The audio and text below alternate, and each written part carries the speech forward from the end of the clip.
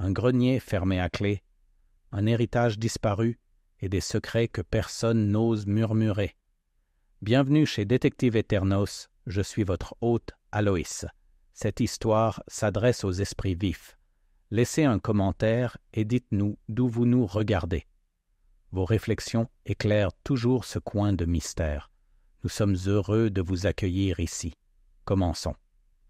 Le jardin du presbytère de Saint-Pétroc, en Cornouailles, n'avait jamais été aussi splendide. Sous un ciel d'un bleu coquille d'œuf, les tables croulent sous le poids des pots de confiture de groseille, des éponges Victoria primées et des napperons brodés à la main. Les enfants gambadent sur la pelouse, des brioches au sucre au poing, et les dames âgées sirotent du thé dans des tasses en porcelaine, leurs mains gantées, tremblant légèrement sous l'effet de l'âge ou des commérages. C'était la fête annuelle de la Saint-Jean, et tout le village de Netherden était sorti dans ses plus beaux habits du dimanche.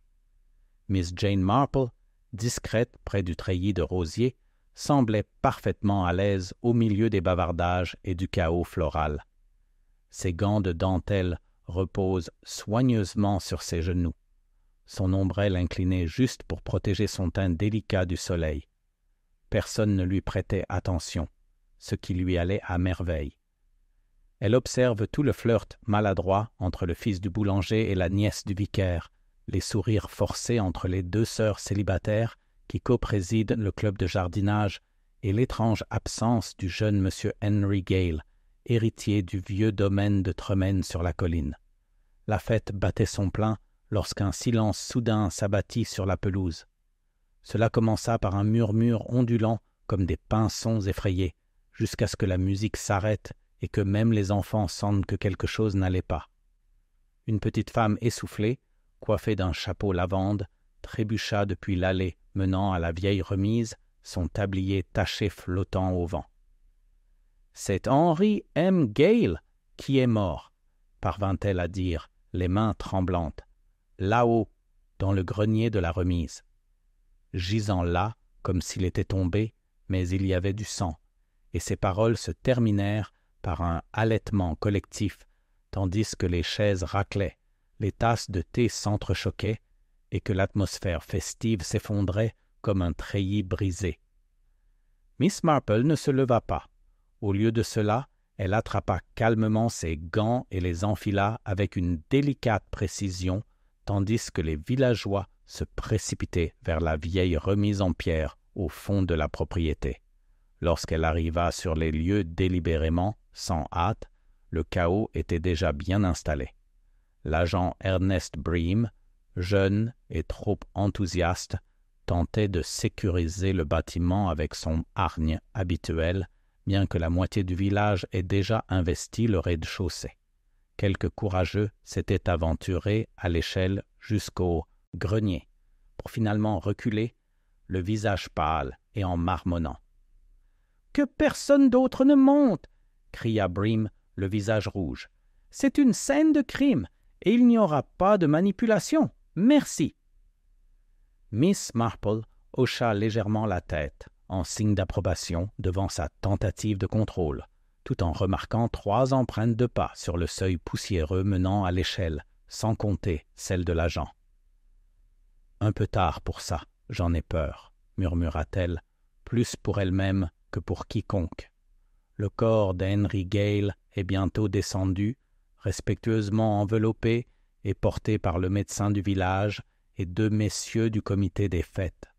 Son visage était pâle, ses lèvres bleutées, et il portait une vilaine blessure à l'arrière de la tête. La chute, seule, n'aurait pas causé ce malaise, le foin étant encore entassé sous l'échelle. « Terrible affaire », murmura Madame Pitney, la gérante du stand de fleurs. « Quel drame !» Il n'avait hérité de Tremaine Hall que 2 ans auparavant. Pas très causeur, mais un garçon poli. Pas vraiment fan des fêtes, cependant. Miss Marple hocha la tête d'un air pensif, son regard se portant vers l'entrée de la remise. On se demande ce qui l'avait amené là, cet après-midi-là. Le soir, la fête était oubliée depuis longtemps. La police avait bouclé le bâtiment et le docteur Ridley confirma que ce que beaucoup craignaient était dû à un coup délibéré et non à un accident. Il n'y avait aucune trace immédiate de lutte, ni aucune arme visible laissée sur place. De retour dans sa chambre d'amis du presbytère, Miss Marple était assise dans un fauteuil à haut dossier, un panier à tricot à côté d'elle. Elle n'avait pas repris les aiguilles. Son regard était fixé sur le second plan, là où la nature humaine se révélait souvent le plus clairement. Elle se souvenait des réactions trop rapides, trop répétées ou trop opportunément absentes. Elle pensait aux fiançailles rompues que le jeune M. Gale venait tout juste d'annuler avec Violette Arroway, la fille de l'antiquaire, et à la tension sourde entre lui et son cousin Laurence, qui héritera du domaine si Henry était un jour indisposé, et au charpentier, M. Hugues Boleyn, qui s'était disputé bruyamment au sujet d'une dette pour les récentes réparations des écuries de Tremaine. Les doigts de Miss Marple planent sur un fil tendu dans l'accoudoir de son fauteuil. « Non, dit-elle doucement, Henry Gale n'était pas simplement tombé. Et j'ose dire que quelqu'un espérait vivement que nous le croirions. » Sur ce, elle se leva, ouvrit son carnet avec un claquement sec et y inscrivit sa première note. Empreinte de pas dans une remise, foin intact. Pourquoi? La fête champêtre était terminée. Mais pour Miss Marple, les vraies festivités ne faisaient que commencer. Le Netherden n'était jamais un endroit qui accueillait le silence bien longtemps. Le lendemain matin, meurtrier. Ce que la plupart qualifiaient désormais, avec audace de meurtre, s'était répandu dans chaque foyer, chaque table de petit déjeuner et chaque comptoir de magasin. Les conversations étaient étouffées, dissimulant à peine l'excitation. Le sermon du pasteur ce dimanche-là avait perdu son calme habituel, la voix du révérend Alcott tremblant, tandis qu'il évoquait l'obscurité qui parfois envahit même les communautés les plus brillantes. Pendant ce temps, sur les bancs comme dans les salons, les villageois partageaient leurs théories avec une ferveur religieuse. À la table du petit déjeuner du presbytère, Miss Marple sirotait lentement son thé, laissant la conversation tourbillonner autour d'elle comme de la crème dans une tasse. L'épouse du pasteur, Madame Alliot, essayait en vain de garder son calme. Tout cela est si affreux, Jane. Henry Gale, entre tous, et dans le grenier de la remise. Ça vous fait tout remettre en question, n'est-ce pas? Que l'un d'entre nous connaisse vraiment ses voisins. Mademoiselle Marple sourit doucement. C'est une supposition qui a toujours été plutôt dangereuse, je trouve. On se donne tant de mal pour préserver sa réputation. Et pourtant, sa nature a tendance à révéler dans les plus petites choses comment on parle au boucher, comment on réagit après une défaite au bridge, soupira Madame Alcott. La police semble persuadée qu'il s'agit d'un accident, du moins jusqu'à ce que l'autopsie soit terminée. Mais j'ai entendu l'agent Bream dire quelque chose d'intéressant chez l'épicier ce matin. Apparemment, la montre d'Henry s'était arrêtée de façon assez spectaculaire à 15h47 précise. « murmura Miss Marple en remuant son thé. Et la fête commença à 13h. Le corps est découvert peu après 16h. Un créneau serré, n'est-ce pas? En effet, le temps allait jouer un rôle aussi important dans le mystère que les villageois, et les dunes du Nord ne manquaient pas de caractère. Ce matin-là, Miss Marple fit une lente promenade dans le village, s'arrêtant brièvement au pub de Bell and Badgers, très prisé par ceux qui désapprouvent l'heure de fermeture de la tente à thé. Elle n'entra pas, mais observa les visages qui franchissaient à la porte. M. Boleyn, le charpentier, trapu et aux joues rouges, portait dans ses épaules une tension qui n'était plus présente la semaine précédente. Violette Arroway, emmitouflée dans une écharpe malgré la chaleur, traversa rapidement la rue en apercevant le vieux détective. La boutique d'antiquités était silencieuse. Miss Marple remarqua l'enseigne fermée accrochée avec raideur à la vitrine et les rideaux tirés derrière. Le père de Violette, Clément Arroway, était connu pour sa discrétion et sa méfiance à parts égales.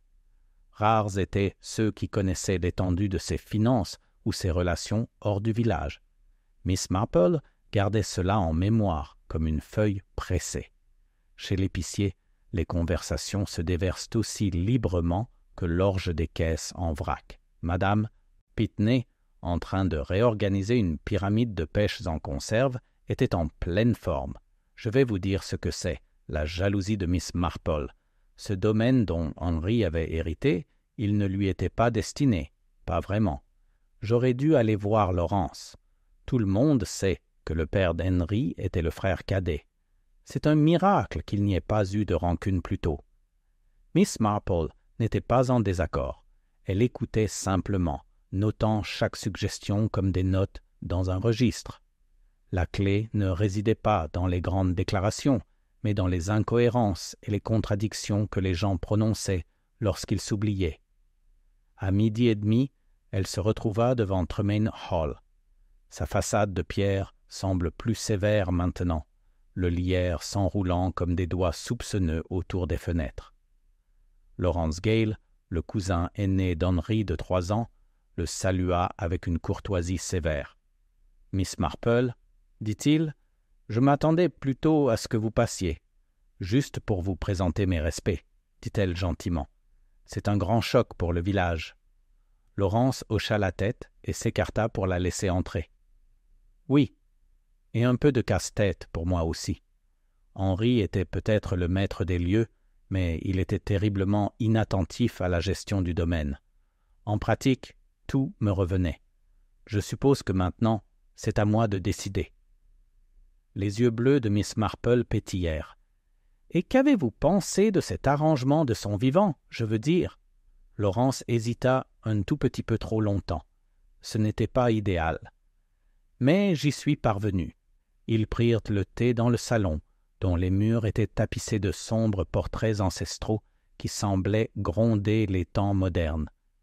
Miss Marple observe une pile de correspondances sur une table basse, l'enveloppe du dessus portant le sceau distinctif de Haraway Antiques. « Votre cousine vendait-elle des antiquités ?» demanda-t-elle d'un ton léger. Laurence parut surprise.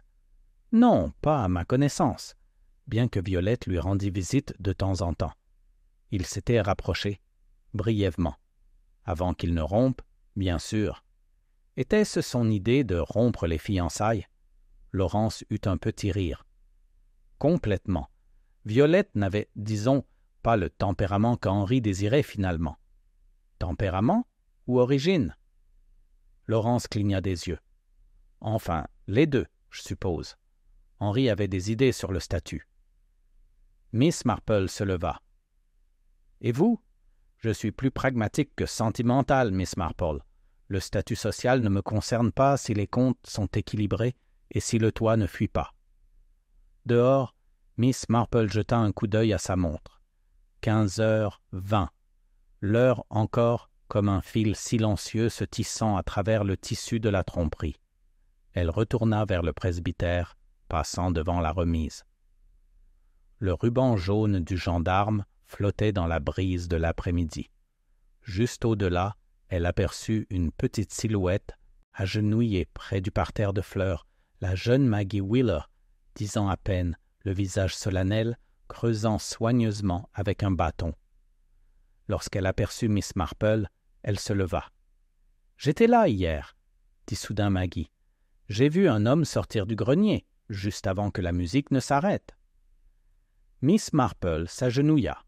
Leurs regards se croisèrent. « Et toi, ma chère, et tu le connaissais ?» Maggie baissa les yeux. « Je crois.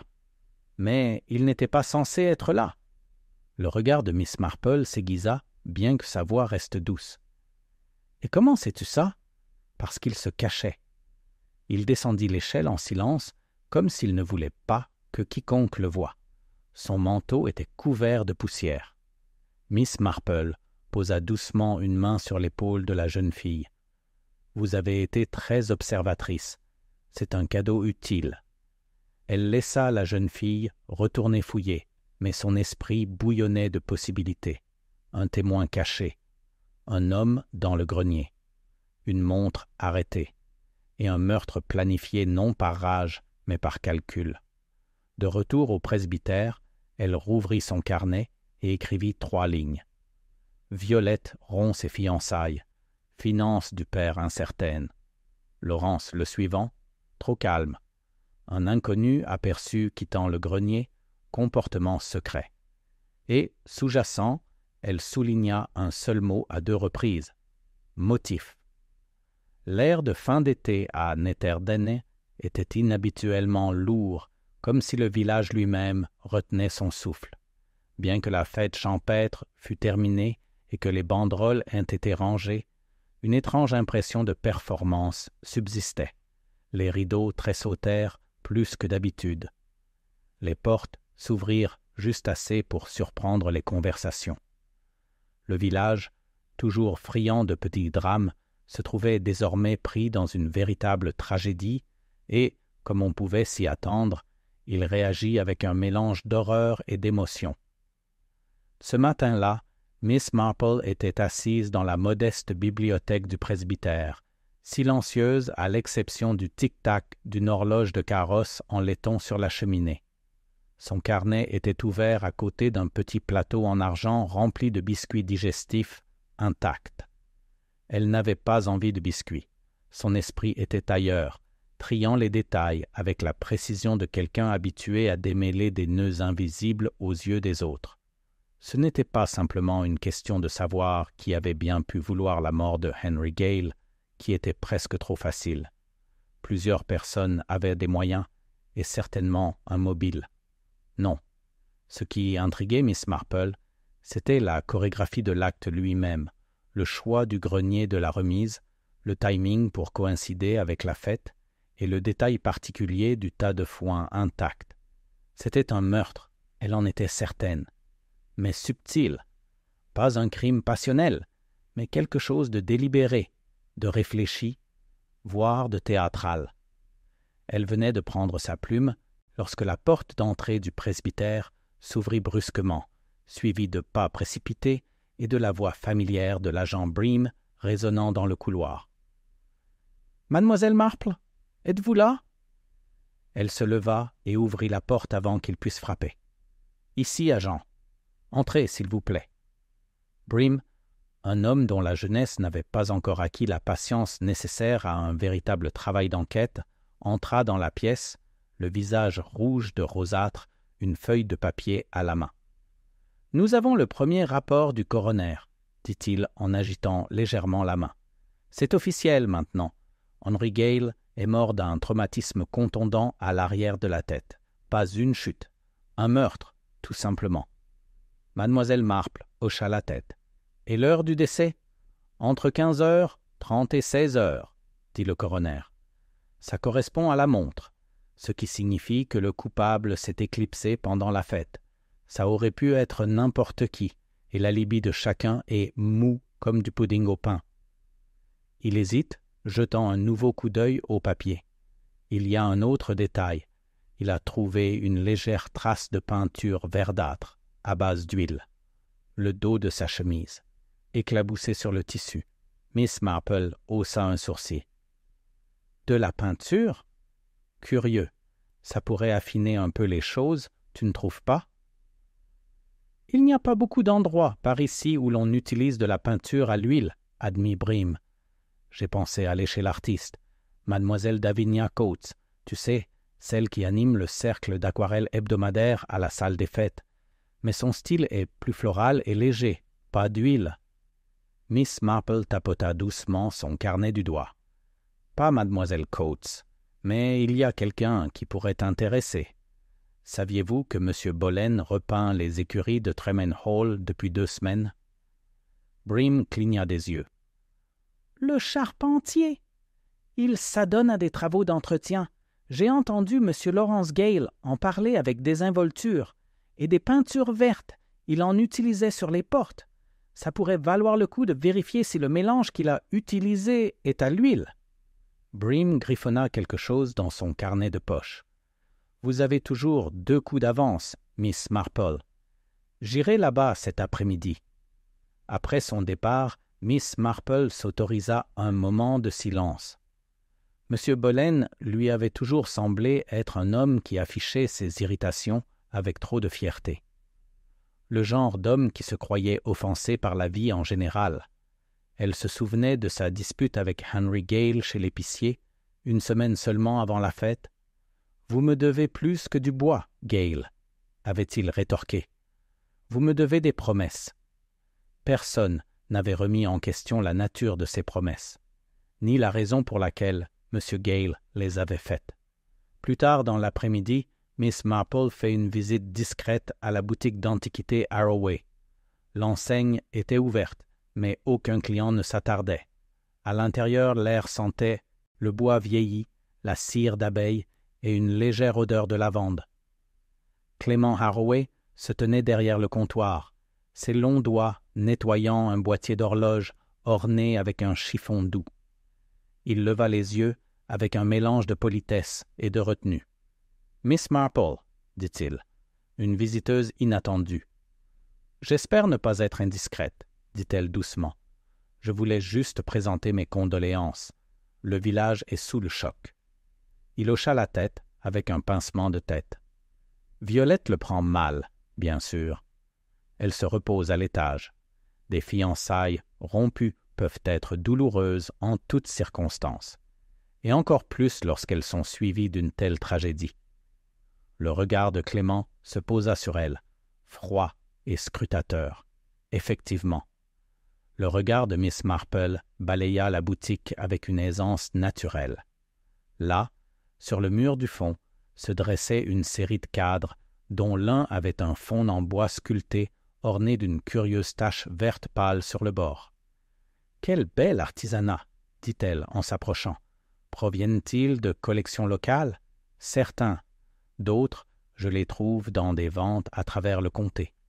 Vous souviendrez-vous par hasard si M. Gale a récemment récupéré des objets, peut-être provenant d'un dépôt-vente ayant appartenu à sa famille? » La bouche de Clément se pinça. « Pourquoi posez-vous cette question? Sans raison. Juste par curiosité. Voyez-vous, certains villageois avaient supposé que M. Gale avait peut-être voulu se séparer de certains objets qui ne correspondaient pas à l'héritage familial. Il serait dit, les ragots d'antiquité, Miss Marple, sont aussi mal avisés que ceux du village. Vous ne trouverez pas grand intérêt à fouiller dans mon inventaire. » Miss Marple, sourire imperturbable. « Bien sûr. Je n'y songeais pas. » Elle partit peu après, repensant à ce qu'on ne lui avait pas dit. L'attitude défensive de Clément n'était pas nécessairement de la culpabilité, mais plutôt de la protection. De quoi elle ne pouvait pas encore le dire. Ce soir-là, tandis que les ombres s'allongeaient et que les lumières du village vacillaient une à une, Miss Marple retourna à son carnet. Cette fois, elle ajouta 3 nouvelles lignes. Un lien de peinture verte avec Boleyn. Les taches de chemise ne sont pas aléatoires. Les fiançailles se sont terminées froidement. Violette était-elle au courant des raisons de Henry? Clément Harroway était trop sur ses gardes. Que craint-il de révéler? Elle referma doucement le carnet et regarda par la fenêtre. Quelque part dans le village, quelqu'un avait ôté la vie à quelqu'un. Mais il n'avait peut-être pas songé à qui d'autre pouvait les observer, qui les avait peut-être vus descendre l'échelle sans bruit, qui avait peut-être remarqué l'absence de foin dérangé. La vérité, croyait Miss Marple, n'était jamais loin de la surface. Il suffisait d'une main ferme et d'un observateur attentif pour mettre l'accent sur le sujet. Mardi matin, la cloche de l'église sonna bas et solennellement. Pour les funérailles de Henry Gale, et tous les notaires d'aînés défilèrent sur l'allée bordée de yeux de saint Pétroc, vêtus de leurs vêtements les plus sombres et le visage sombre. Le village avait toujours eu un penchant pour les cérémonies, et la mort, surtout celle qui est scandaleuse et inattendue, suscitait une révérence particulière mêlant chagrin et curiosité. Miss Marple arriva discrètement, se glissant sur un banc du fond avec la grâce discrète de quelqu'un habitué à passer inaperçu. De son point de vue, elle pouvait observer les personnes en deuil sans être elle-même observée. Violet Harroway était assise, raide, entre son père et Madame Pitney, le regard fixé devant elle, immobile. Laurence Gale était assise près du premier rang, la tête baissée, exprimant une tristesse respectueuse. M. Boleyn se tenait près de l'allée centrale, les bras croisés, le regard inquiet. Miss Marple remarqua qu'il évitait complètement de regarder Violette. La cérémonie était simple, comme Henri lui-même l'avait été de son vivant, du moins aux yeux du public. Mais la mort, disait souvent Miss Marple, révélait rarement une vie avec honnêteté. Elle la mettait à nu. Dehors, tandis que les villageois se rassemblent en petits groupes murmurants, Miss Marple se retrouve à côté de la jeune Maggie Wheeler, debout près de la porte de la Liche. « Je l'ai revue, » dit Maggie doucement, les yeux fixés sur le gravier à ses pieds. « Qui as-tu vu, ma chère? »« L'homme, celui qui est sorti du grenier. » Il observait la messe derrière la haie. Miss Marple jeta un coup d'œil vers le mur du cimetière, où d'épais lauriers ombrageaient un petit banc de pierre. Il n'y avait plus personne. « As-tu vu son visage? »« Non, juste son manteau. La même tache de peinture verte sur la manche, comme avant. » Miss Marple posa une main sur l'épaule de la jeune fille, douce et posée.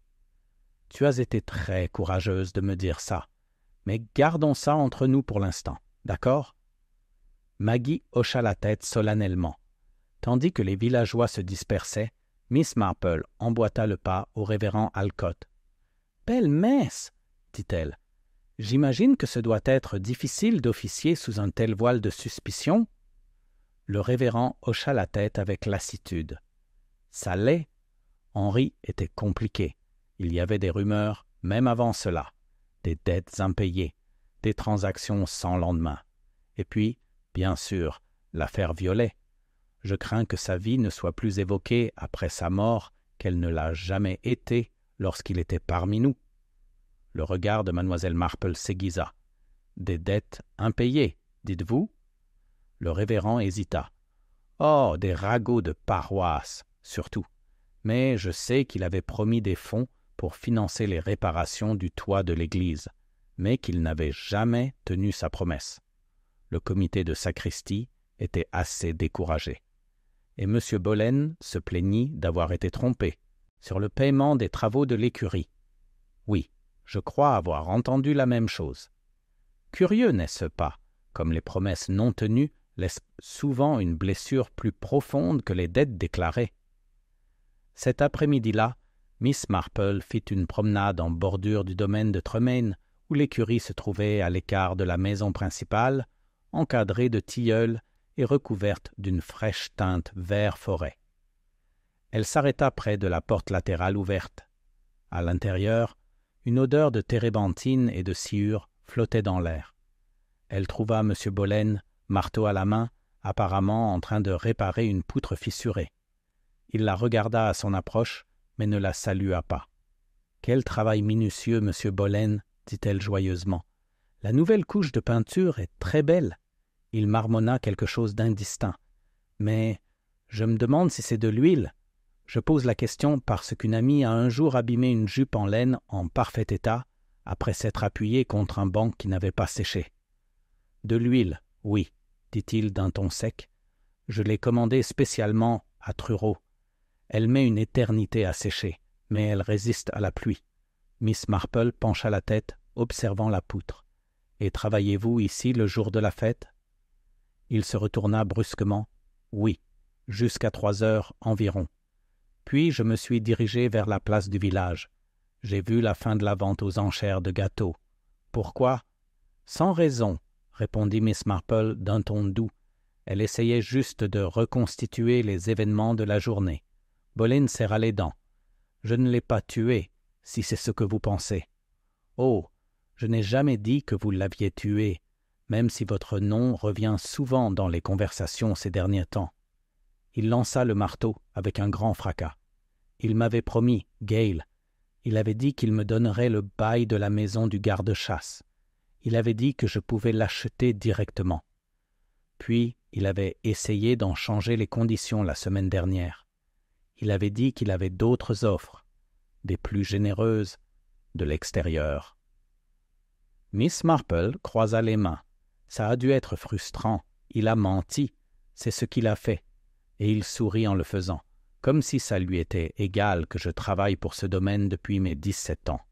Vous n'êtes pas le seul à vous être senti offensé, Monsieur Bolen. Mais être lésé ne rend pas coupable. Il grogna et retourna à son travail. Sur le chemin du retour, Miss Marple repasse devant la boutique de Haraway. Cette fois, la porte était entr'ouverte. Violette se tenait à l'intérieur, contemplant une armoire à glace, son reflet pâle et immobile.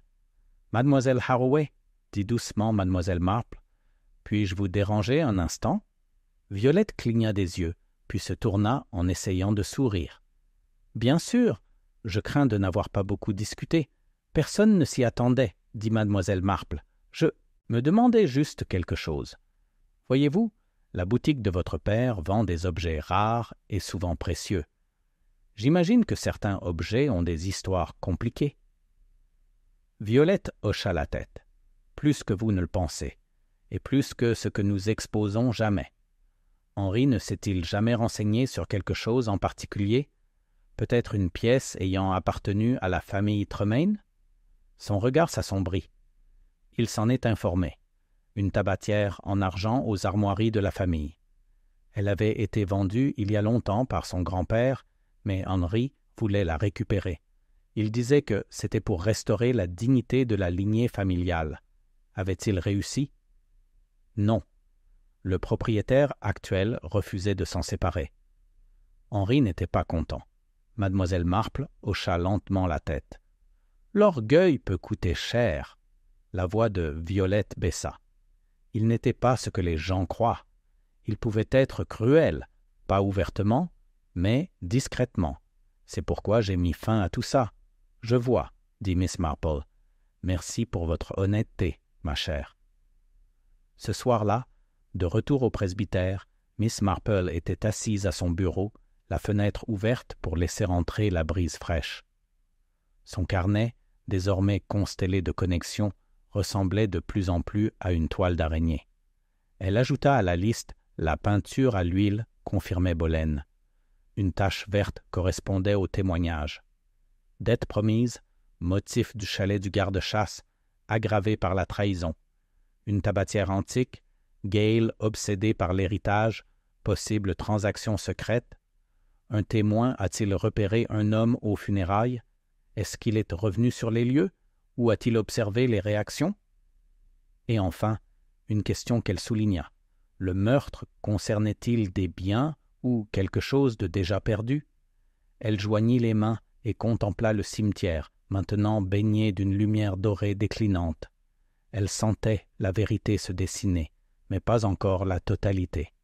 Pas encore, mais bientôt. Le lendemain matin, une brume se leva, adoucissant les toits de Netherden et étouffant le bruit des roues des calèches sur la route pavée. Le temps avait changé, comme s'il s'accordait avec l'ambiance qui régnait sur le village. Le ciel était couleur de lait et les haies ruisselaient d'une pluie lente et persistante. Miss Marple, cependant, ne semblait pas affectée par la morosité. Enveloppée dans un châle gris, elle était assise près de l'âtre du presbytère, un petit feu crépitant derrière la grille, son tricot oisif sur ses genoux, tandis qu'elle relisait ses notes de la veille. C'était une curieuse énigme, songea-t-elle, non pas parce qu'elle manquait de suspects, mais parce qu'elle en comptait un trop grand nombre. Chacun avait un mobile raisonnable, et chacun contenait une part de vérité, mais telle une tapisserie vue de trop près, le tableau restait emmêlé de fils. Un coup à la porte perturba le calme. C'était la femme de chambre du pasteur, Bess, qui annonçait la visite de Laurence Gale. Miss Marple se leva aussitôt. « Conduisez-le dans le bureau, ma chère, et peut-être une tasse de thé pour notre invité, si vous voulez bien. » Lorsqu'elle entra, Laurence faisait déjà les 100 pas près de la fenêtre, la buée brouillant la vitre derrière lui. Il se retourna en entendant ses pas et lui adressa un bref hochement de tête poli. Miss Marple, dit-il. J'espère ne pas être indiscrète. Pas du tout, dit-elle en lui faisant signe de s'asseoir. Le thé arrive. Qu'est-ce qui vous amène? Il s'assit, raide. Eh bien, je sens que je dois vous expliquer quelque chose, ou plutôt, je voudrais m'assurer que vous ne vous méprenez pas sur les événements récents. L'expression de Miss Marple était agréable, mais indéchiffrable. L'interprétation est une chose étrange, Monsieur Gale. On la contrôle rarement une fois qu'elle s'échappe des lèvres. Il esquissa un sourire contrit. « Oui, je suppose que vous avez raison. Cependant, je souhaite clarifier quelque chose au sujet d'Henry. Je vous en prie. » Il entrelaça ses doigts. « Mon cousin n'était pas un homme mauvais, Miss Marple. Pas au sens habituel du terme. Mais c'était imprudent. Financièrement, je veux dire. Il a contracté des dettes qu'il ne pouvait pas rembourser. Il pensait que son nom et son domaine le protégeraient des conséquences. Malheureusement, le monde ne fonctionne plus ainsi. « En effet, dit Miss Marple, l'aristocratie traverse une période plutôt difficile. Même un grand nom ne remplace guère un livre de comptes honnête. » Laurence ricana, bien qu'il n'y eût guère d'humour. Précisément. Il essayait de conclure des accords discrets dans le dos de la famille, vendre des parts du domaine, mettre en gage des objets de famille. Je ne l'ai appris que quelques jours avant la fête. Miss Marple croisa les mains. « Y compris la tabatière ?» Laurence cligna des yeux. « Vous êtes au courant. J'ai l'habitude d'en savoir plus que je ne devrais, Monsieur Gale. » Il baissa les yeux. « Oui, la tabatière en faisait partie.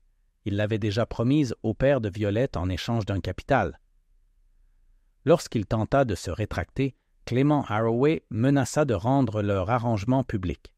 Henry paniqua. « Et vous avez menacé de le dénoncer aussi? » Les yeux de Laurence lancèrent un bref éclair.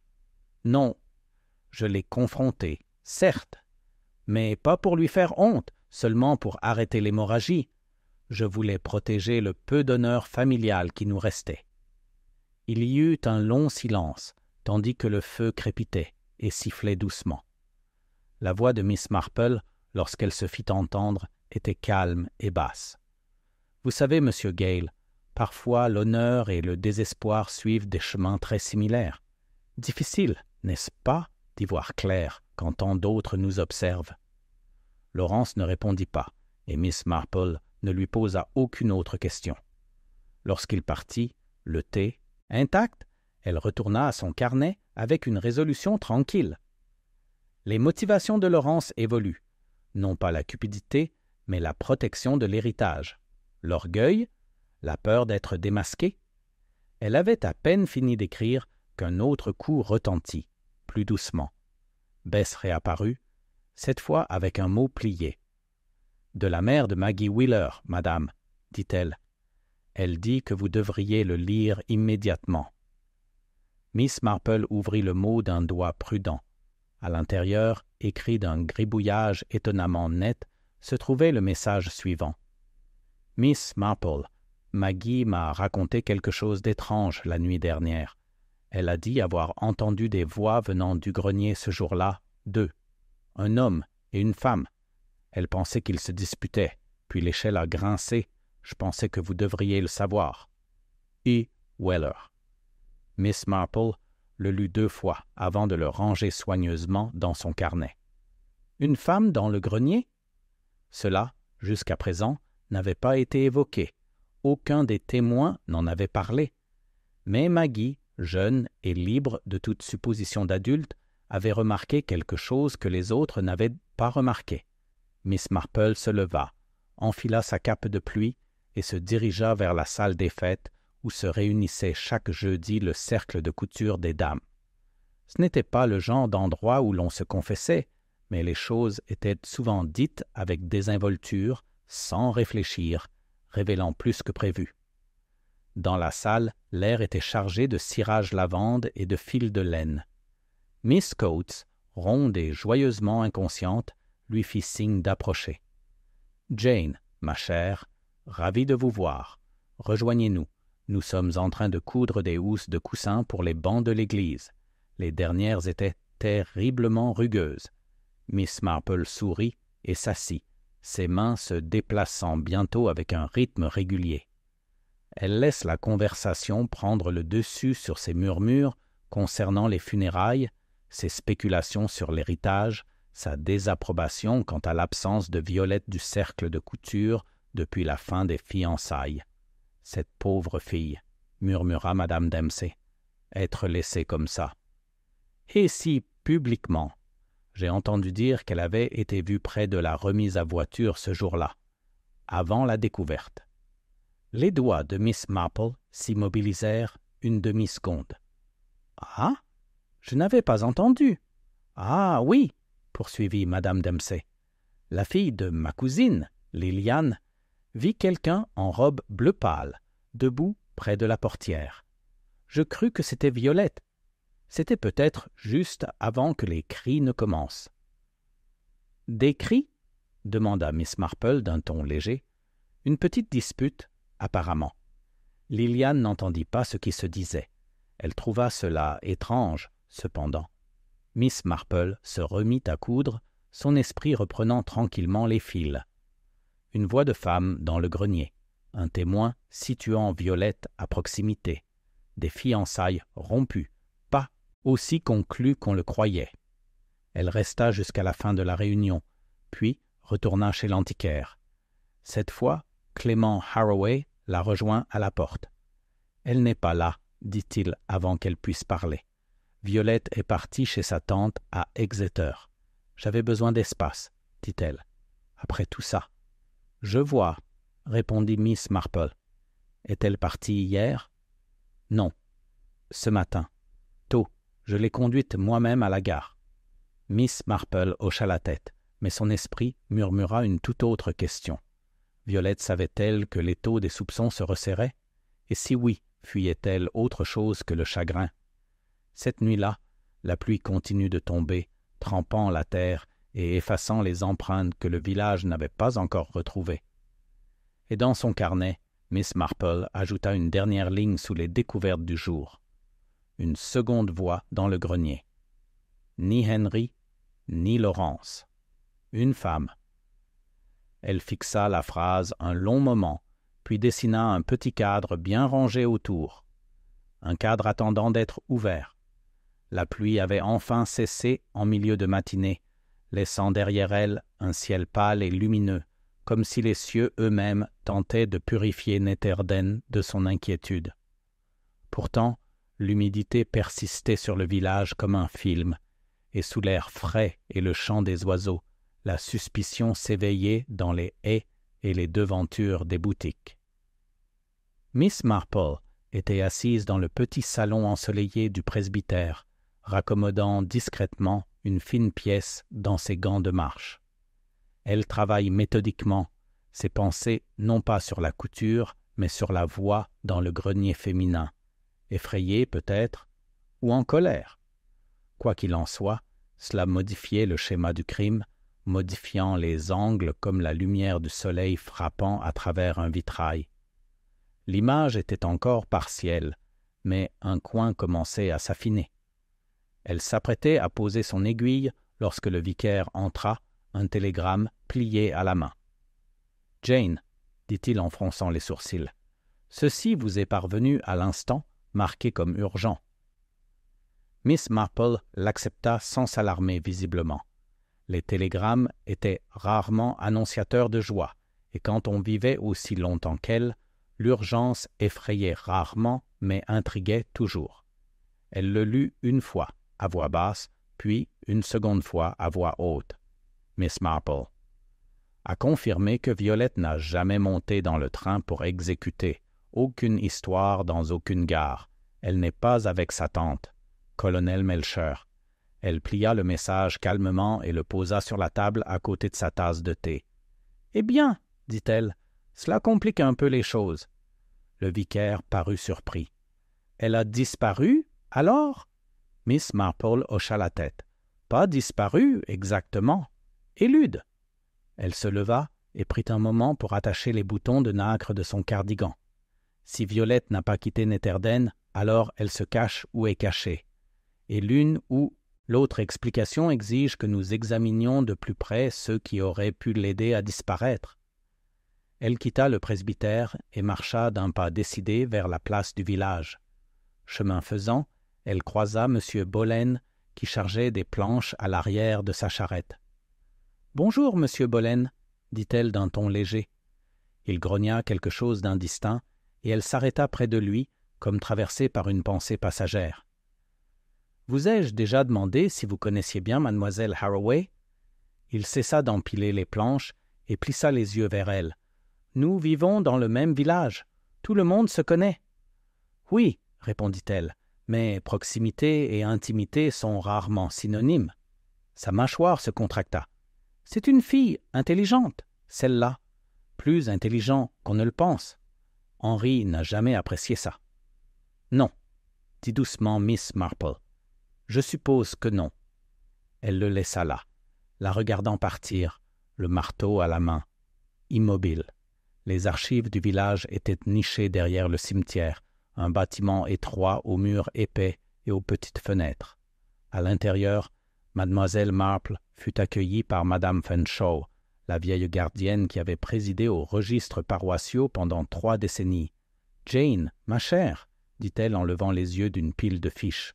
« Vous venez retracer l'arbre généalogique de la famille Gale, n'est-ce pas? »« Pas cette fois, Grace, » répondit mademoiselle Marple avec un sourire.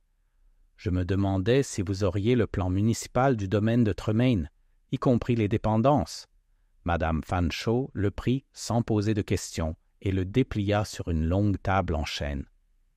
Miss Marple se pencha dessus, traçant les chemins du doigt. « Là, » dit-elle en désignant du doigt, « la remise à voiture. Et derrière, ce petit carré marqué d'un S. Oh, c'est l'ancien entrepôt. C'était pour le grain, je crois. On n'y a pas touché depuis des années. Sous clé, à ma connaissance.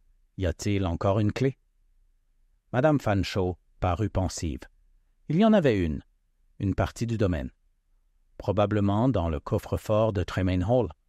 Mademoiselle Marple se redressa. « Merci, Grace. Vous avez été d'une grande aide. » Plus tard dans l'après-midi, elle rend une seconde visite à Laurence Gale.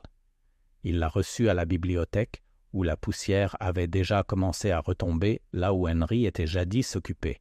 « Mademoiselle Marple, » dit-il prudemment, « j'espère que ce n'est pas encore à propos de Violette.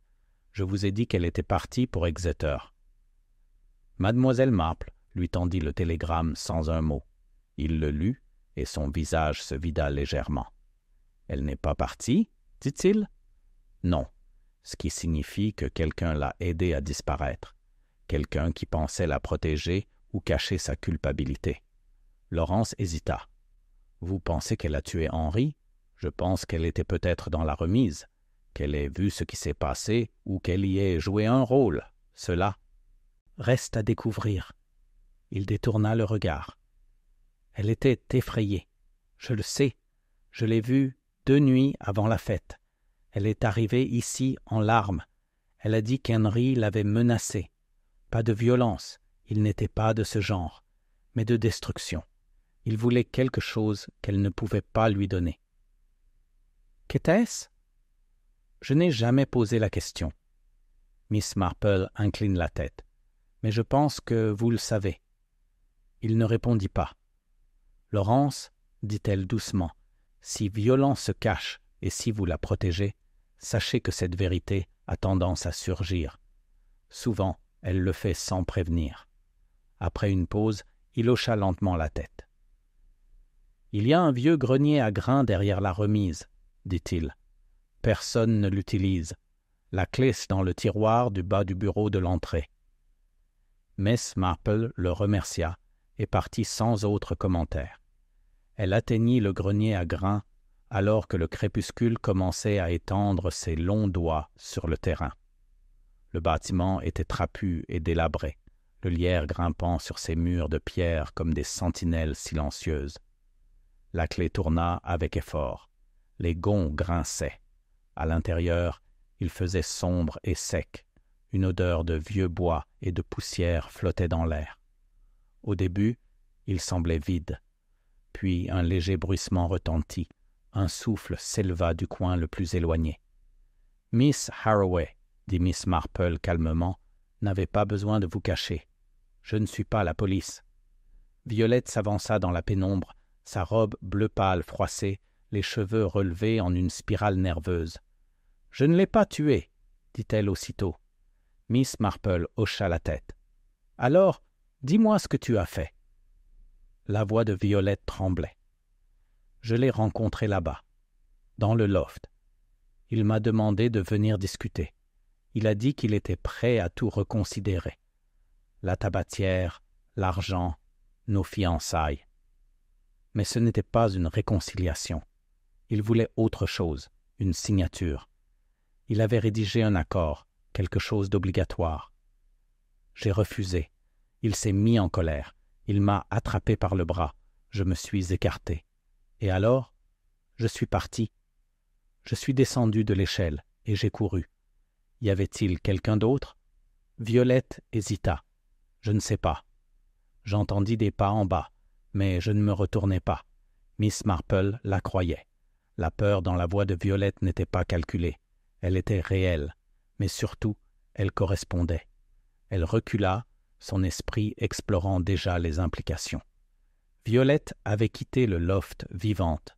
Henri était mort plus tard, ce qui signifiait que quelqu'un d'autre attendait dans les coulisses, quelqu'un qui avait à la fois un mobile et une opportunité, et peut-être juste assez de loyauté pour faire taire la jeune fille qui en avait peut-être trop vu.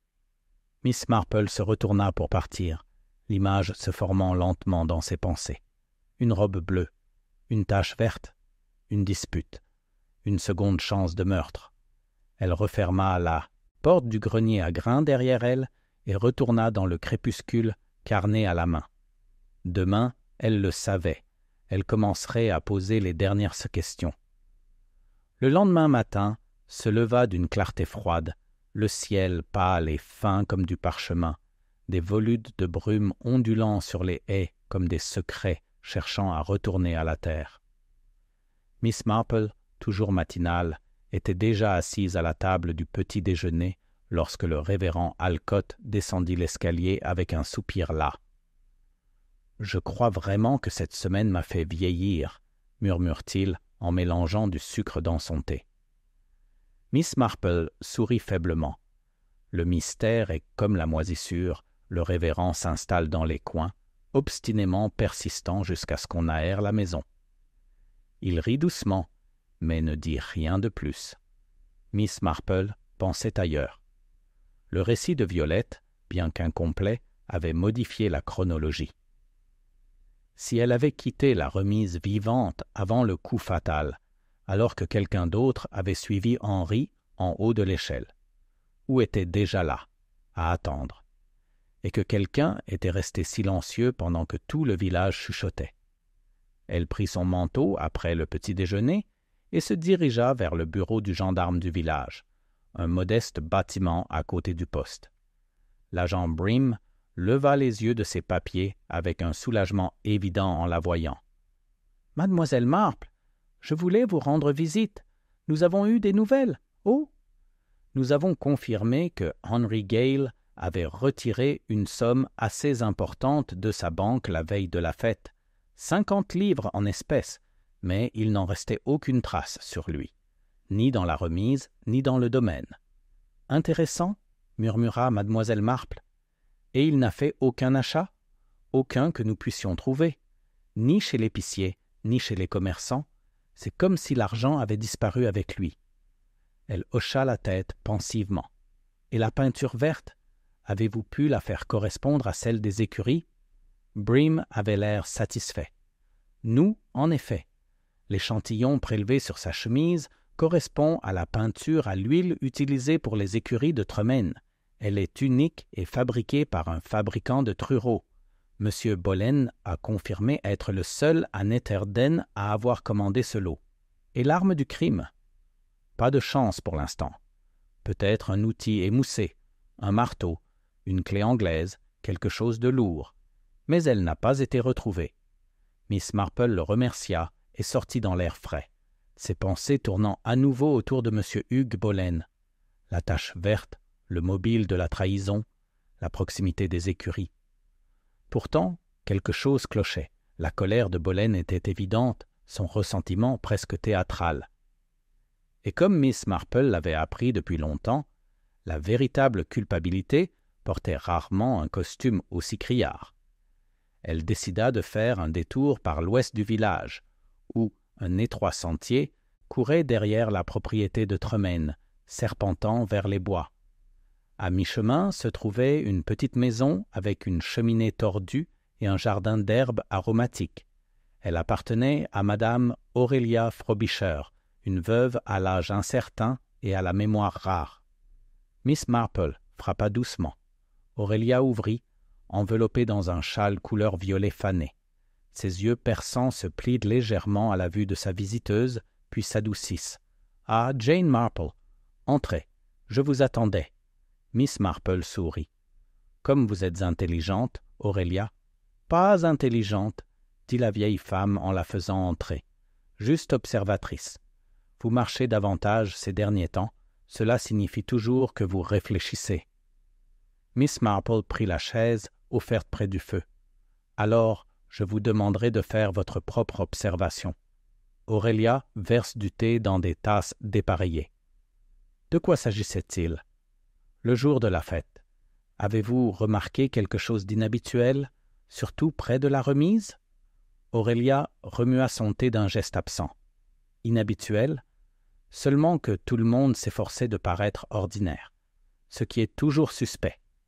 Miss Marple rit doucement.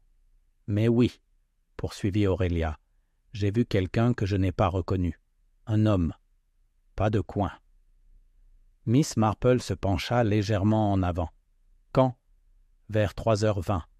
Il arrivait du chemin de traverse, celui qui mène à l'ancienne ruelle du moulin. Il avait une sacoche et portait un manteau marron, style citadin. Il n'avait pas l'air d'assister à la fête, plutôt que d'essayer de passer inaperçu. Avez-vous vu où il allait? Vers la remise.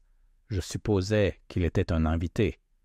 Mais Miss Marple se rassit lentement. C'est très éclairant.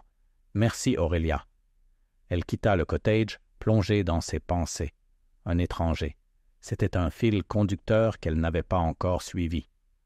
Dans toutes leurs spéculations, ils s'étaient tournés vers leurs amis, leurs amants, leurs proches. Mais et si l'acte était venu de l'extérieur? Ou, pire encore, avait été orchestré en coopération? À la poste, elle s'enquiert des lettres ou des colis envoyés à Henry Gale dans les semaines précédant sa mort. Miss Dorset, qui tenait le guichet, confirma un détail particulièrement intéressant. Un colis lui était arrivé 2 jours avant la fête. Sans adresse de retour, petit et lourd, marqué « privé ». Je l'ai remis moi-même à M. Gale. Mademoiselle Marple hocha lentement la tête. « Vous souvenez-vous de ce qu'il a dit? » Il a dit que c'était le début de la fin. Il m'a lancé un regard étrange et s'est éloigné. Plus tard dans la journée, de retour dans sa chambre, Mademoiselle Marple a étalé ses notes sur son bureau. Une image plus claire se dessinait maintenant. Henry Gale, nerveux et secret, attendant quelque chose. 50 livres retirés. Un colis mystérieux. Un inconnu arrive à l'entrée de la fête, se dirigeant droit vers la remise. Elle a entouré 3 entrées dans son carnet. Violette, vue à la remise, laissée avant l'heure du décès. Inconnu le jour de la fête lié au colis. Sacoche? Peut-on être destinataire de l'argent? La peinture de Boleyn sur la chemise d'Henri pourrait indiquer une lutte ou simplement un lieu. Et en dessous, elle a écrit soigneusement. Le meurtre était-il personnel ou transactionnel? Elle réfléchissait encore à la question lorsqu'on frappa légèrement à sa fenêtre. C'était encore Maggie, son petit visage nerveux. Miss Marple se leva et la laissa entrer.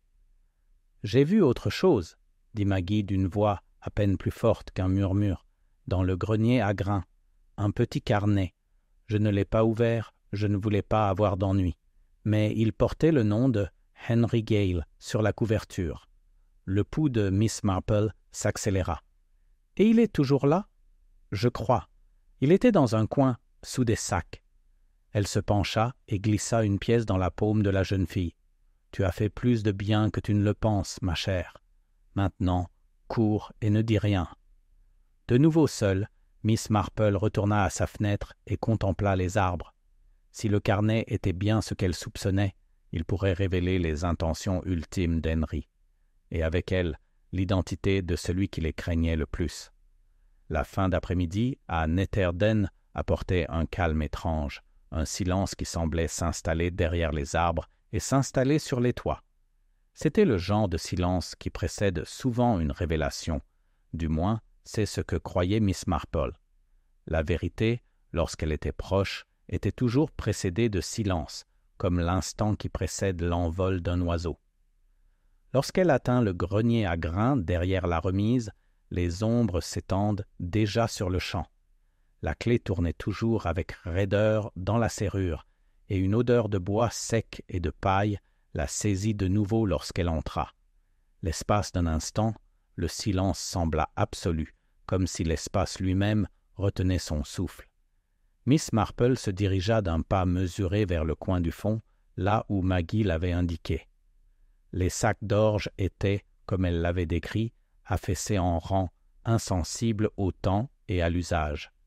Elle s'agenouilla prudemment, ses doigts écartant les toiles d'araignée, jusqu'à ce que sa main rencontre quelque chose de froid et de plat sous le sac le plus, haut, bas.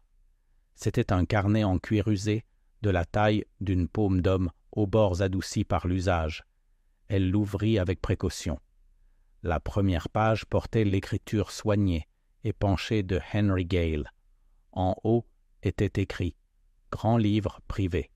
H. Gale. À ne pas ouvrir sauf nécessité. » Miss Marple tourna lentement les pages. Ce n'était pas un journal intime, ni un registre financier au sens traditionnel du terme. C'était quelque chose de bien plus révélateur, un relevé de dettes, de promesses, d'accords conclus discrètement et sans témoin. Certains étaient marqués des noms suivants. C. Harroway, 22 livres. Accord tabatière. Pas encore de paiement. H. Bolen, promesse de bail. Cottage en échange de travaux d'entretien. En attente. V. Harroway, offre de fiançailles. Accord non signé. Exigence croissante. Mais alors arriva l'inconnu. J.R. demanda le silence en échange de fonds. Rencontré à Exeter. De retour à la fête. Miss Marple marque une pause à ses initiales. J.R. Un étranger? Ou quelqu'un de plus proche qu'on ne le pensait? Elle tourna la page. Retirez 50 livres pour conclure l'accord. Dois m'assurer que Violette signe. Sinon, je devrais peut-être envisager d'autres conditions. Impossible de se permettre un retard. La pression monte, puis d'un gribouillage plus précipité. Si cela échoue, notez que Laurence a vendu les écuries. Utilisez le registre de Harroway comme levier. Protégez d'abord le patrimoine. Miss Marple referma doucement le livre, l'esprit bourdonnant d'implication. Henry avait été désespéré. Il avait mené des négociations privées en exploitant les biens familiaux, en faisant des promesses à des gens qui avaient toutes les raisons de se sentir trahis. Mais plus curieusement, il avait fait référence à quelqu'un de complètement hors scène, ce J.R., qui était revenu le jour de la fête, probablement l'homme à la sacoche repéré par Madame Frobisher. Et cet homme n'était certainement pas là pour assister à la vente aux enchères de gâteaux. Elle retourna au presbytère, sous un ciel qui commençait à s'éclaircir avec la promesse du soir. Une fois à l'intérieur, elle posa le carnet sur le bureau et relut ses notes. Violette avait subi des pressions. Boleyn avait été floué. Harroway s'était vu promettre un retour sur son prestige. Et Lawrence, peut-être le plus blessé de tous, était censé éponger l'héritage après la tempête. Mais aucun d'eux, pas même Violette, n'avait de réelles raisons d'impliquer un inconnu, à moins d'y être obligé. Juste à ce moment-là, on frappa à la porte d'entrée. Le révérend Alcott, surpris par sa lecture, ouvrit. « Bonsoir, constable », dit-il en s'écartant. Miss Marple se leva, tandis que Brim entrait, chapeau à la main. Il avait une mine inhabituellement sombre. « Miss Marple, dit-il, vous voudrez bien entendre ça. » Elle lui fit signe de s'asseoir. « Nous avons trouvé la sacoche, dit-il. Dans le ruisseau derrière le domaine Tremaine, accrochée à une branche, vide, à l'exception d'une enveloppe déchirée adressée à Henry Gale. Autre chose, un talon de billet de train de Truro. Et ceci. » Il lui tendit un petit objet dans une pochette transparente, un bouton, en laiton, légèrement aplati, avec des traces de peinture à l'huile sur le bord. Provenait d'un manteau, expliqua Bream, style citadin. Personne ne porte ça ici. Il devait appartenir à notre inconnu.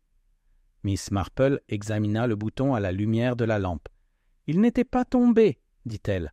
On l'avait jeté. » Bream fronça les os sourcils. « Pourquoi quelqu'un ferait-il ça? Parce qu'il changeait d'apparence. Après coup, elle rendit la bourse. « Nous poursuivons un fantôme, agent. Quelqu'un dans ce village m'a invité, et au moment du meurtre, ils étaient aussi impatients que lui de le faire disparaître. »« Qui croyez-vous que c'était? » demanda Bream. Elle ne répondit pas. Pas encore. Après son départ, elle se replongea dans ses notes, maintenant recoupées avec les entrées du registre. Puis, avec beaucoup de soin, elle traça une nouvelle ligne sous la liste croissante des suspects et inscrivit « J.R. mercenaire, maître chanteur, témoin, payé pour faire taire ou pour agir. S'il était engagé, qui payait? S'il était réduit au silence, qui le craignait?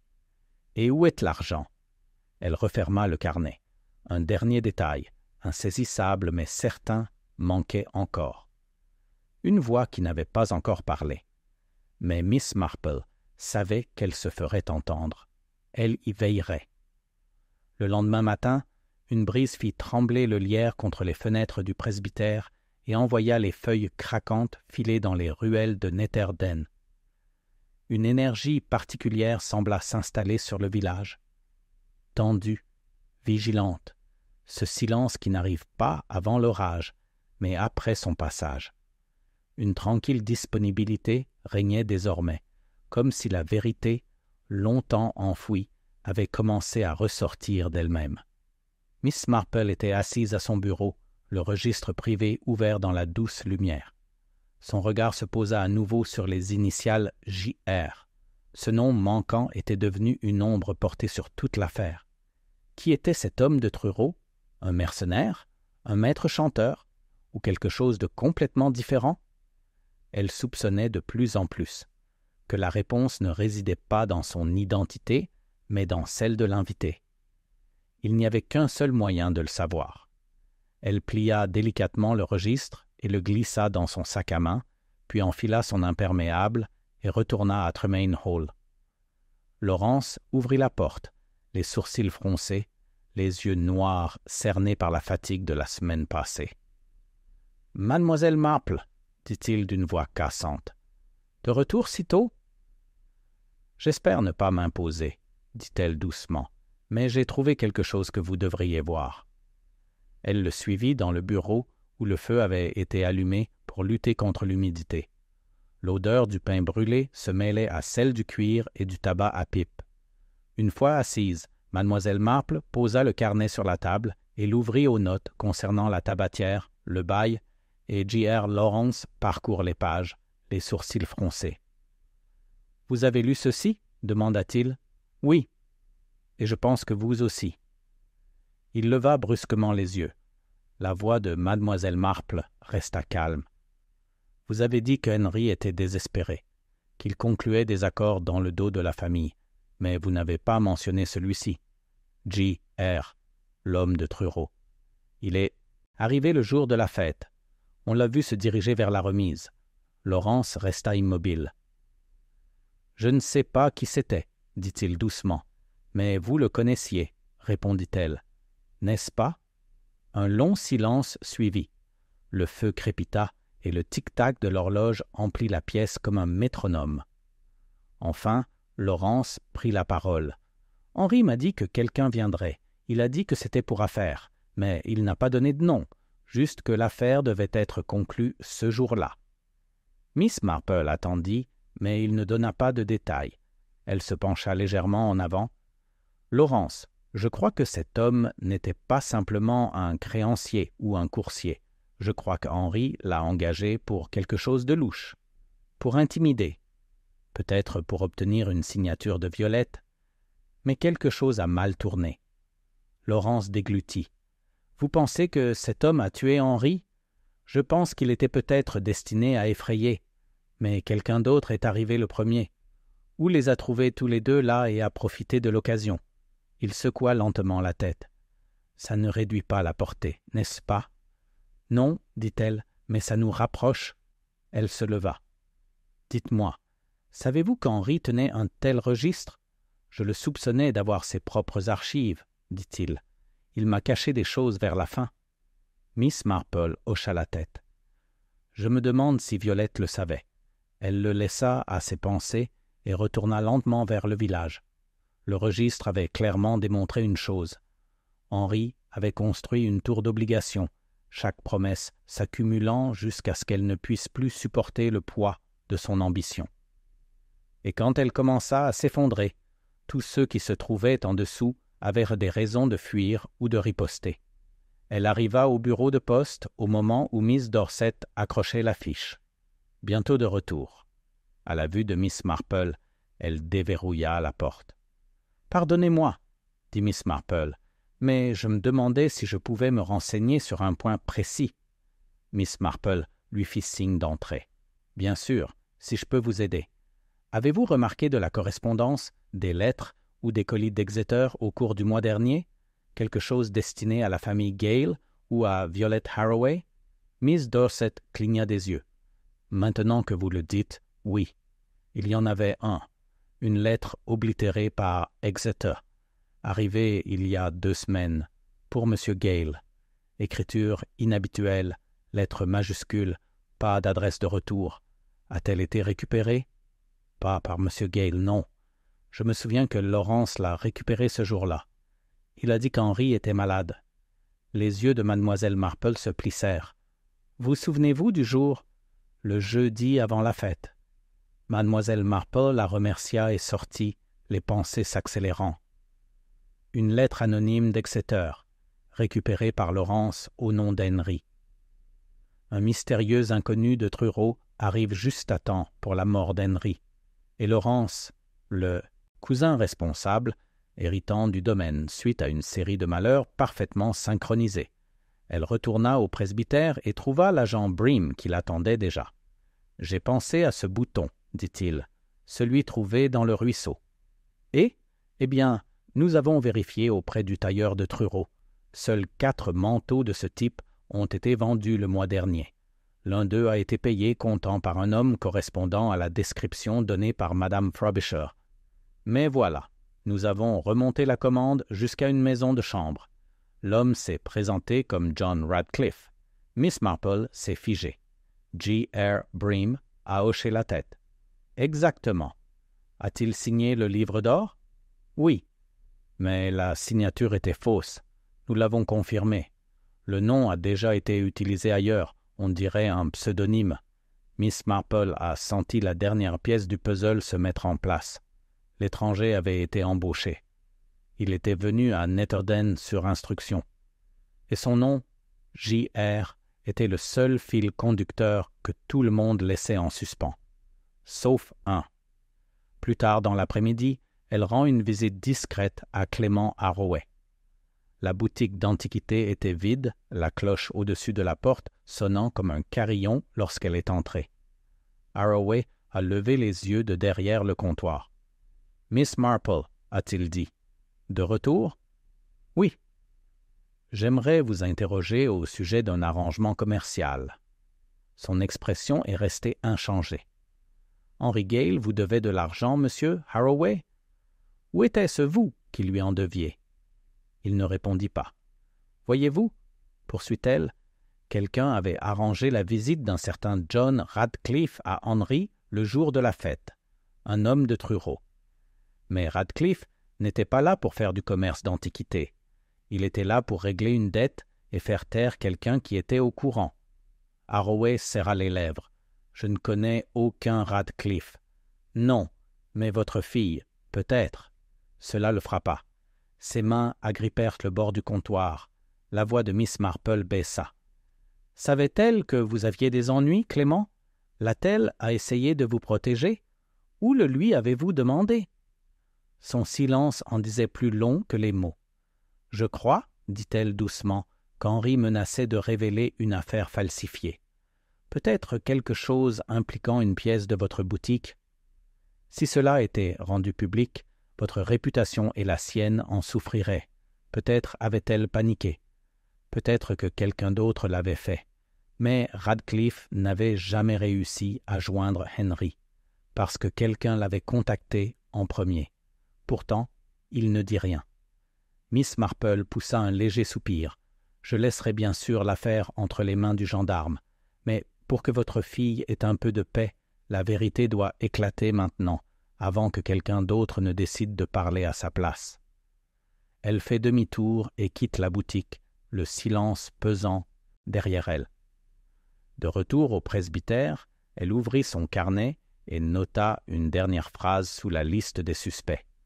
L'homme de Truro était un instrument. La main qui la maniait demeure. Demain, elle mettra la dernière main à la pièce. Et alors, le masque tomberait. Le lendemain, le vent s'ouvrit et le soleil miroitait sur les haies trempées de rosée, comme si le monde lui-même rassemblait ses forces pour un règlement de compte. Miss Marple s'était levée tôt et avait pris son thé sans commentaire, ses pensées se perdant dans les méandres de ce qu'elle soupçonnait désormais d'être non pas un simple meurtre, mais une collaboration d'intérêts personnels, mêlée dans un nœud typiquement anglais de silence, de devoir et de peur.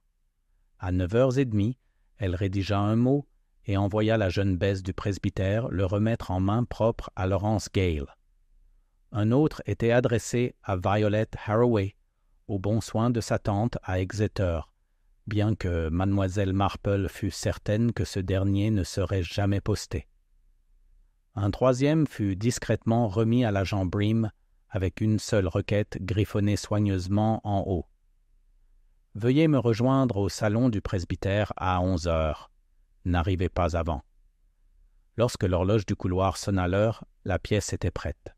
Le feu crépitait doucement dans l'âtre, le service à thé était disposé avec une sélection impeccable de scones et de gâteaux aux graines, et Miss Marple était assise dans son fauteuil habituel près de la fenêtre, son tricot à portée de main, quoique intact. Le premier à arriver fut Laurence Gale, l'air réservé mais posé. Violette le suivit peu après, pâle et les lèvres pincées, ses yeux se tournant nerveusement vers mademoiselle Marple sans rien dire. Puis arriva Clément Harroway, sombre et silencieux, prenant la chaise la plus éloignée des autres. Finalement, l'agent Bream entra, casquette à la main, et se tint près de la porte, les sourcils déjà levés vers la compagnie rassemblée. Miss Marple les regarda tour à tour et leur adressa un sourire aimable. « Merci à tous d'être venus. Je sais que votre temps est précieux, et votre nervosité peut-être encore plus. » Personne ne répondit. Violette enroula le ruban de son gant entre ses doigts. Laurence se pencha en avant, avec la tension d'un homme au bord du précipice. Harroway fixait le feu. Miss Marple joignit soigneusement les mains. « Nous sommes ici, bien sûr, parce que Henry Gale est mort, assassiné, frappé par derrière dans le grenier de la remise entre 15h30 et 16h, le jour de la fête. Ça, nous le savions. Ce que nous ignorions jusqu'à maintenant, c'est l'identité de la personne qui l'a tué. » Laurence remua légèrement sur sa chaise. Bream fronça les sourcils, incertaine de savoir si elle voulait déclarer ou accuser. Mais avant d'en arriver là, poursuit Miss Marple, nous devons comprendre le mobile. Le mobile, voyez-vous, est le terreau dans lequel l'acte est planté. Dans ce cas précis, nous en avions en abondance. Henry Gale était un homme de promesses à moitié tenues, totalement égoïste. Il attirait les gens par ses intentions plutôt que par ses actes. Il leur présentait beaux, fiançailles, héritage, tout cela comme un appât. Son regard se tourna vers Violette. Il vous courtisait, mademoiselle Harroway, et vous proposait le mariage, mais seulement si votre père acceptait de se séparer d'un héritage familial, la tabatière Tremaine. Comme vous refusiez d'être manipulé, il menaçait de ruiner votre réputation. Le violet déglutit difficilement les jointures blanches. À M. Boleyn, il promettait un cottage en échange de travail non rémunéré. Au comité du village, des dons qu'il n'avait jamais eu l'intention de faire. Et à son cousin Laurence, il offrait le fardeau de sa succession mal gérée à condition qu'il garde le silence sur les agissements de Henri. Laurence ne dit rien, mais l'écriture la plus révélatrice de son registre privé, poursuivit mademoiselle Marple en sortant le carnet de son sac à main et en le posant sur la table, était une transaction avec un homme identifié seulement comme J.R., un personnage de Truro, engagé pour rendre visite à Netherden un jour de fête. Ce à quoi Henri ne s'attendait pas, je crois, c'était que cet homme arrive tôt, ni que quelqu'un d'autre ne le rencontre avant. Elle se tourna vers Clément Harroway. « Cet homme a été engagé, Monsieur Harroway, non par Henry Gale, mais par vous. » Les yeux de Clément clignèrent, mais sa voix était froide. « C'est une accusation dangereuse. En effet, dit Miss Marple, mais une accusation fondée. L'homme connu sous le nom de John Radcliffe n'était pas un simple commerçant, c'était un arrangeur. Il avait été payé pour faire taire, menacer ou intimider Henry Gale en votre nom, afin qu'il détruise le registre, les archives et peut-être même qu'il rende la tabatière. Mais il n'en eut pas l'occasion. L'agent Bream se raidit. « Vous dites que M. Harroway a engagé un tueur? »« Non, » répondit Miss Marple. « Je crois qu'il a engagé une femme de ménage, mais le meurtre était opportuniste et quelqu'un d'autre a profité de la rencontre prévue. Henry s'attendait à Radcliffe, mais au lieu de cela, il rencontra d'abord quelqu'un de bien plus dangereux. » Elle regarda Laurence Gale droit dans les yeux. « Tu étais déjà là, n'est-ce pas? Attendant dans l'ombre. Tu étais au courant pour la réunion. Tu as intercepté la lettre d'Exeter. Et quand tu as compris que l'homme qui venait n'était pas un avocat, mais un voyou à gages, tu as agi. » Laurence serra les dents. « Tu n'as aucune preuve directe, dit doucement Miss Marple. Juste un schéma. Henri venait d'écrire dans le registre que si Violette n'acceptait pas ces conditions, il utiliserait la transaction de Harroway à son avantage. Il allait faire chanter son père. Cela ruinerait à la fois l'entreprise de Clément et la réputation de Violette. Tu le savais. Et tu tenais à elle. Le regard de Laurence se posa sur Violette l'espace d'un instant, et Miss Marple y vit tout ce dont elle avait besoin. Tu avais déjà perdu ta maison à son nom. Tu étais forcé de le regarder démanteler ce qui restait de l'héritage familial, et tu savais que s'il mettait ses menaces à exécution, Violette serait traînée dans la boue avec toi, alors tu attends. Et lorsqu'il tourna le dos, croyant peut-être que c'était Radcliffe qui était entré, vous frappâtes. La pièce devint complètement silencieuse. Même le feu semblait s'être éteint. La voix de Miss Marple s'adoucit. « Ce n'était pas un crime de préméditation, Laurence. C'était un crime culminant. Une vie a porté le poids du nom d'un autre, des dettes d'un autre, du mépris d'un autre.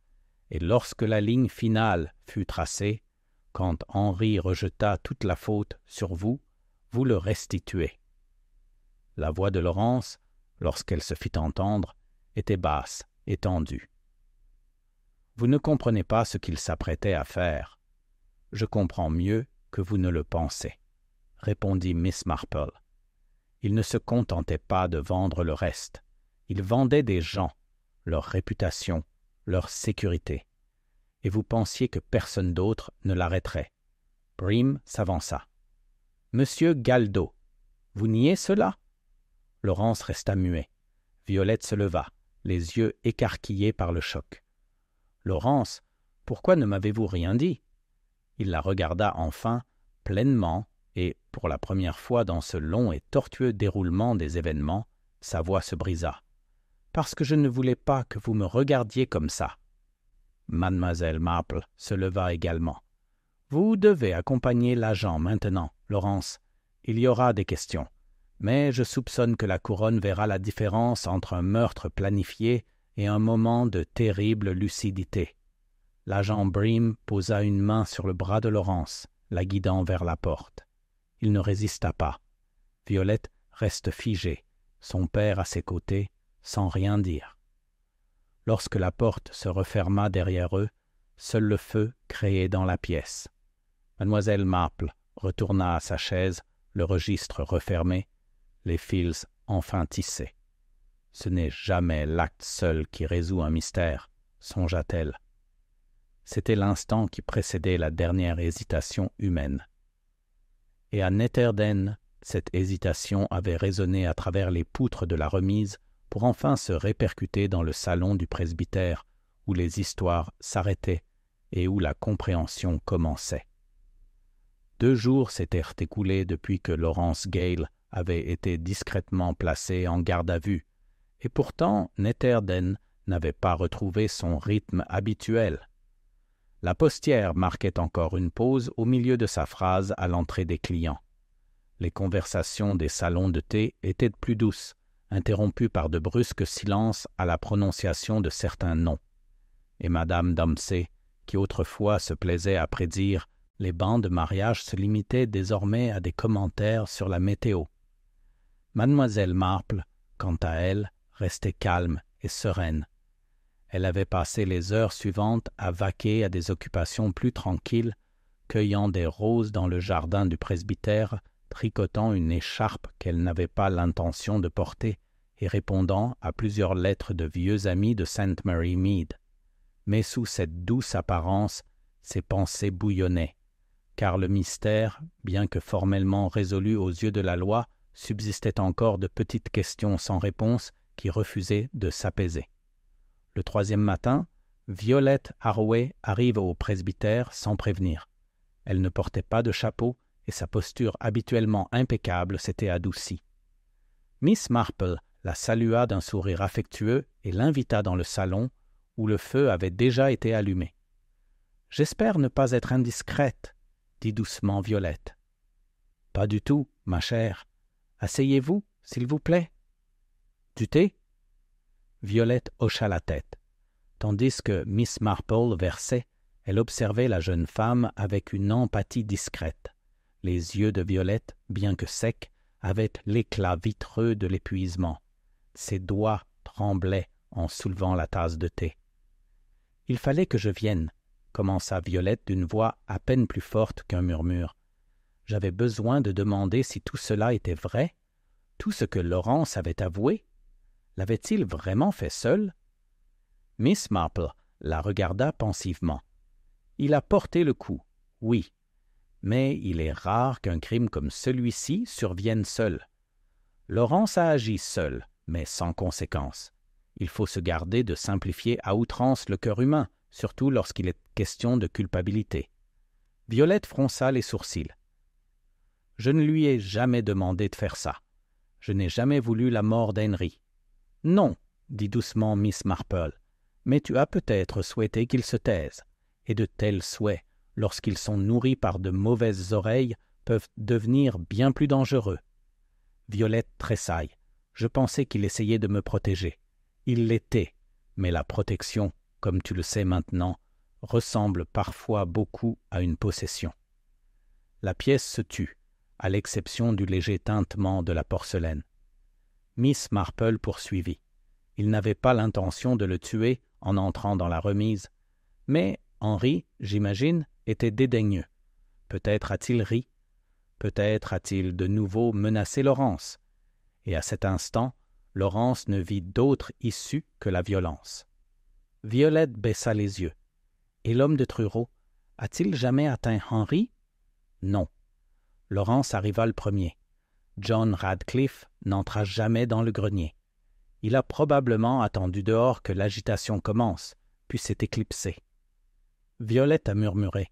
Je n'ai même jamais su son nom. Miss Marple a souri faiblement. C'est souvent le cas avec les hommes dangereux. Ils préfèrent rester anonymes. La conversation s'est égarée, tandis que Violette pleurait doucement et que mademoiselle Marple n'offrait aucun faux réconfort, seulement sa présence. Au bout d'un moment, Violette a pris congé, plus calme qu'à son arrivée. Plus tard, dans l'après-midi, l'agent Bream est venu, un rapport officiel à la main. Il était plus calme que d'habitude. « J'ai pensé que vous aimeriez le savoir », a-t-il dit en s'installant sur la chaise en face d'elle. « Radcliffe a été retrouvé à Bristol. Nous avons fait venir la police locale.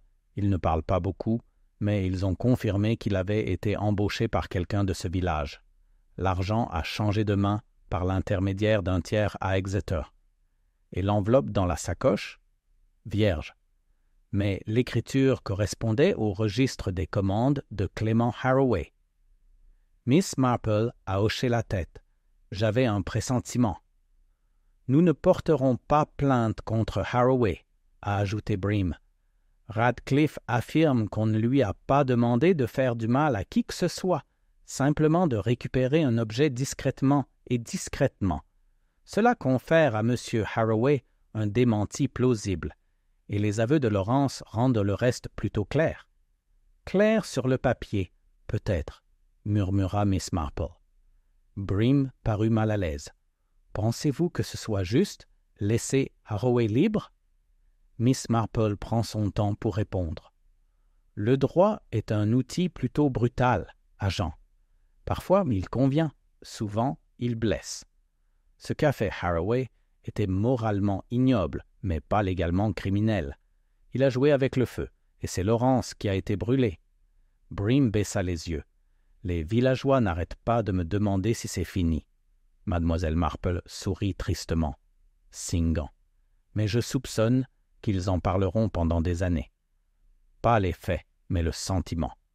Ce sentiment que quelque chose sous la surface du Netherden s'est fissuré, et que pendant un instant, tout ce qui était poli et convenable est devenu incertain. » Il se leva. « Merci, Miss Marple. La fin aurait été différente sans toi. » Elle lui fit signe de partir. « Non, agent. La fin aurait été la même, seulement plus tard. Et avec plus de regrets. Ce soir-là, alors que le crépuscule peignait le jardin de longues ombres et de nuages rosés, Miss Marple était assise près de sa fenêtre ouverte. Ses doigts s'enroulaient à nouveau dans les boucles. Familière de son tricot. De son perchoir, elle apercevait les contours de Tremaine Hall au-delà des haies, les volets fermés désormais, le domaine silencieux à l'exception de la brise qui traversait les arbres. Laurence serait détenu en attendant son procès, mais il est peu probable qu'il soit pendu.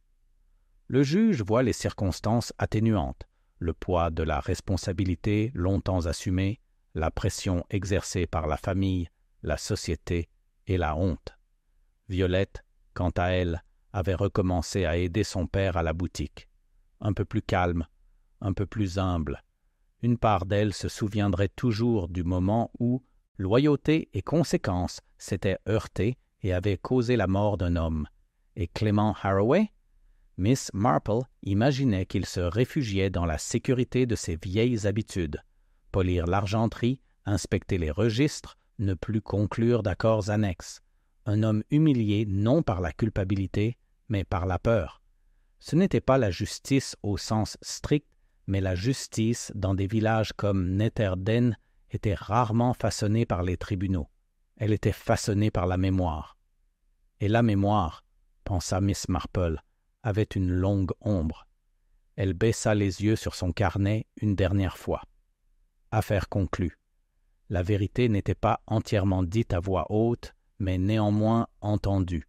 Pas de méchants, pas de héros, juste des gens et leur choix. Elle referma le couvercle et prit son thé. Dehors, la cloche de l'église sonna 6 fois, et le village de Netherden, ayant perdu quelque chose de lui-même, commença prudemment à retrouver son calme. Mais Miss Marple, toujours vigilante, savait que le calme n'était jamais le silence, seulement l'attente.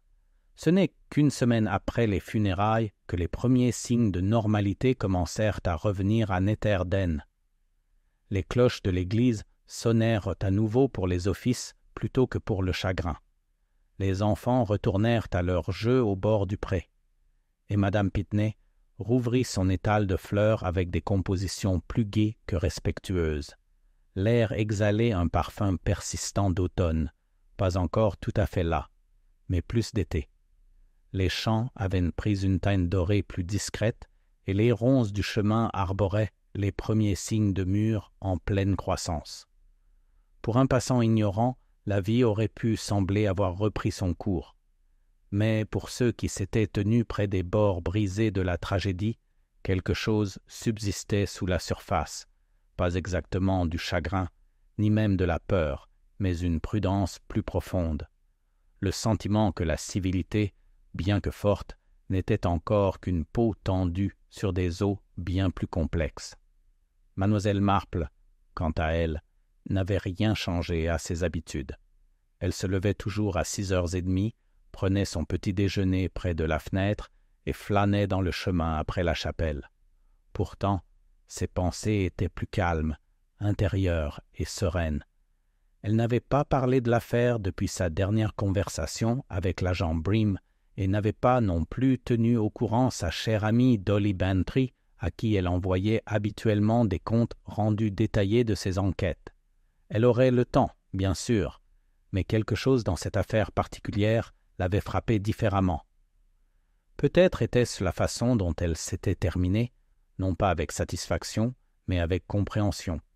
Ce matin-là, elle était assise sous l'arche de rose du jardin du presbytère, son panier à tricot à ses pieds et un écheveau de laine gris tourterelle à moitié terminé sur ses genoux. Le révérend Alcott l'avait rejointe pour le thé, un rare moment de calme pour ce pasteur habituellement affairé. « On dit que le jeune Laurence ne purgera que quelques années, » dit-il en levant sa tasse d'un air pensif. Les journaux parlent d'un crime avec circonstances atténuantes.